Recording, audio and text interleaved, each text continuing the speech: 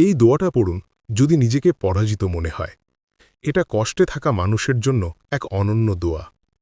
আপনি যদি মনে করেন সব দিক বন্ধ, কেউ সাহায্য করছে না, জীবন আটকে গেছে, তখন এই দোয়াটি মন থেকে পড়ুন। ربي إني مغلوب فانتصر হে আমার প্রভু, আমি পরাজিত, আপনি সাহায্য করুন। সূরা আল কামার, আয়াত 10। নূহ আলাইসাল্লাম 950 বছর চেষ্টা করেছিলেন, তবুও তার কম মানেনি।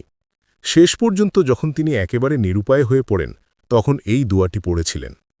অর্থাৎ যখন কেউ দুনিয়ার সব চেষ্টা করেও ব্যর্থ হয়, তখন এই দোয়া অন্তরের গভীর থেকে পড়লে আল্লাহর সাহায্য আসে।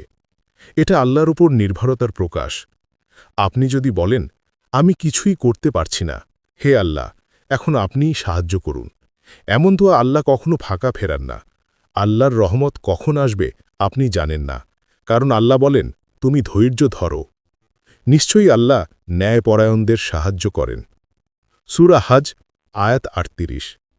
তবে খেয়াল রাখবেন, কোরআন বা হাদিসে কোথাও বলা হয়নি যে নির্দিষ্ট সংখ্যা, যেমন 9 বার 101 বার পড়ে গায়ে ফুঁ দিলে গায়েবী সাহায্য আসে।